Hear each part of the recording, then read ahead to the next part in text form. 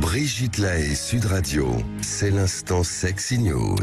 Alors Robert Zully, pour l'instant ça ne vous concerne pas encore tout à fait, hein, mais Soisy Belin va nous parler des chauves. Vous voulez que je me mette en colère, c'est ça? Non.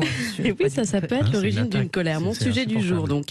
Pour vous, Brigitte, et nos auditeurs, j'ai regardé un nouveau documentaire produit par Bangoumi et réalisé par Valentin Molette et Paul Sansfourche, Chauve, la revanche. Et j'ai adoré. J'ai adoré parce que ce film est déculpabilisant, parce qu'il est drôle, bienveillant et parce qu'il est vrai, tout simplement, parce qu'on n'y pense que très peu au poids que pour ces messieurs, qu'est le poids pour ces messieurs de perdre leurs cheveux et à tout âge, même si ça l'est encore davantage lorsqu'ils sont jeunes.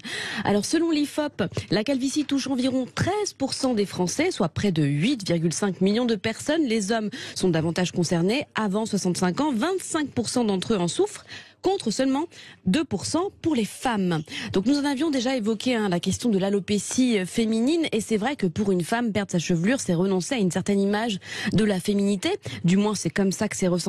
Mais pour ces messieurs, il ne faut pas oublier que les codes de virilité qui sont véhiculés par notre culture et notre société associent aussi les cheveux à la puissance. Qu'est-ce que l'on ferait d'un lion sans sa crinière ostentatoire? Alors cette image du lion, elle n'est pas de moi, mais elle est d'un des témoins de ce documentaire, l'humoriste Fabrice Eboué. Alors pour ceux qui ne le connaissent pas, sachez que cet homme maîtrise l'humour très trash, sans filtre, et il a fait de sa problématique capillaire un argument comique en accentuant sa tonsure, en laissant ses cheveux frisés autour lui donner une espèce de grosse couronne, un air de Krusty le clown, l'assumer et en jouer sur scène et sur ses affiches de spectacle pour mieux vivre avec.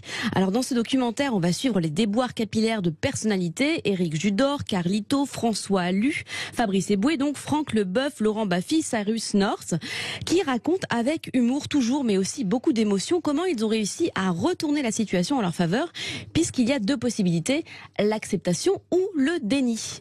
Mais avant toute chose, il y a la prise de conscience. Devant son miroir, ses photos ou en regardant un film, ils découvrent leur calvitie.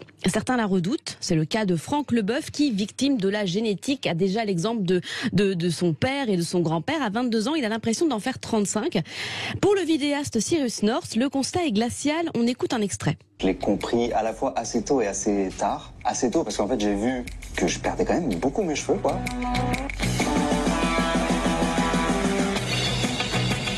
En prépa par exemple, je me souviens qu'il y avait vraiment, je pouvais rassembler mes cheveux après un devoir de maths et tout. Donc j'étais là en mode, est-ce que les autres c'est pareil? Et je comprenais que non. Et il y a un moment où je me souviens, je suis sorti de la douche et donc les cheveux étaient encore mouillés et tout. Et j'ai vu la couleur de mon crâne à travers mes cheveux. Et là j'ai fait, ok c'est chaud en fait. Je crois que ça va arriver. Pour le sociologue Michel Messu, cette sentence est difficile à vivre parce qu'avec la perte des cheveux, il y a ce symbole de la castration qui va avec. Imaginez donc la problématique que cela peut être dans le processus de séduction. Le dégarni au cinéma, c'est un peu l'image du gentil loser. On a tous en tête le personnage de Jean-Claude Duss, interprété par Michel Blanc dans Les Bronzés. Certains vont donc tester remèdes et shampoings, d'autres vont passer par la solution plus radicale mais efficace, encore critiquée et moquée aujourd'hui, les implants capillaires. D'autres seront plus timides et feront appel à un bon coiffeur pour éviter, vous savez, les petites mèches qui viennent se mettre sur le côté là pour camoufler le crâne dégarni. Et là, on pense à Valéry Giscard d'Estaing. Oui, parce qu'en politique, le cheveu, c'est symbole de jeunesse, de résistance et de vaillance. Souvenez-vous de la polémique autour du salaire, presque 10 000 € mensuels attribués au coiffeur personnel de François Hollande. Alors certains tenteront la perruque, mais pour qu'elle soit acceptée en public, il faudra la revendiquer. Exemple Andy Warhol, à contrario d'André Agassi, qui a perdu un match de Roland-Garros parce que trop concentré sur sa perruque, qu'il avait très peur de voir atterrir sur la terre battue. La solution pour beaucoup passe donc par un changement radical, le rasage, la boule à zéro. Et les femmes, qu'est-ce qu'elles en pensent? Voici un extrait du spectacle de Blanche Gardin. Je vois un chauve passer, et puis je pensais aux choses comme ça, puis tout d'un coup, sans y penser, je me dis tiens, il est pas mal ce mec. Un chauve. T'en as un chauve. Je peux envisager sexuellement un chauve aujourd'hui.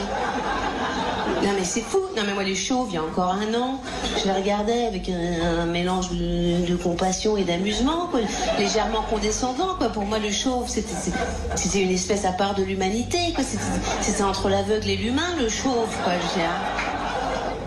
À Serbin, Blanche Gardin. Heureusement, toutes ne pensent pas ainsi et quand cette coiffure est assumée et revendiquée, alors elle peut même se transformer en atout charme. On pense à Yul Brynner, Bruce Willis, Sean Connery. Le loser devient donc le héros, celui qui s'affranchit de la norme et non plus celui qui se retrouve en marche par défaut ou bien celui qui incarne la soumission à l'ordre. On pense aux militaires, aux prisonniers et aux bouddhistes. Assumer aidera les autres donc à vous assumer aussi. Aux USA, il existe même un festival qui met à l'honneur la tête chauve, le Bold Festival, qui a été créé à New York. Le documentaire, je vous le conseille, il est disponible en replay sur le site de France Télévisions, France 5, jusqu'au 24 juillet.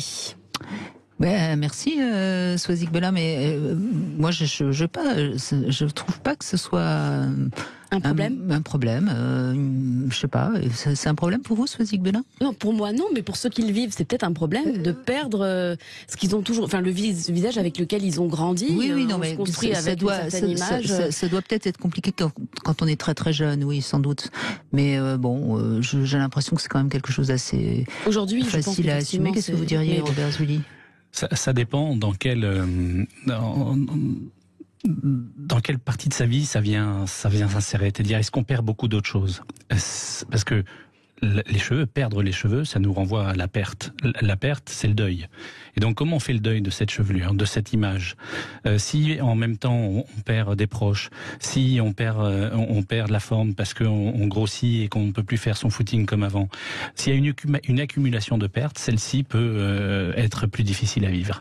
Si ça s'insère dans un registre de vie où par ailleurs on a des compensations, on gagne d'autres choses par ailleurs, c'est plus facile à vivre.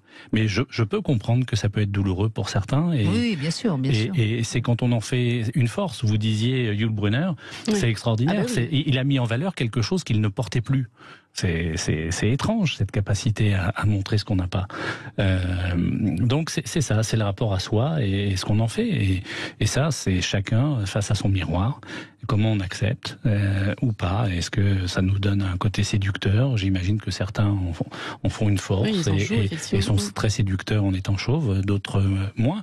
Mais mesdames, moi, ce qui me fait plaisir, c'est de voir que vous jugez pas l'homme à travers sa coiffure. Donc, au fond, c'est rassurant. Excusez-moi, mais franchement, une tête de gland, c'est plutôt sympa quand même.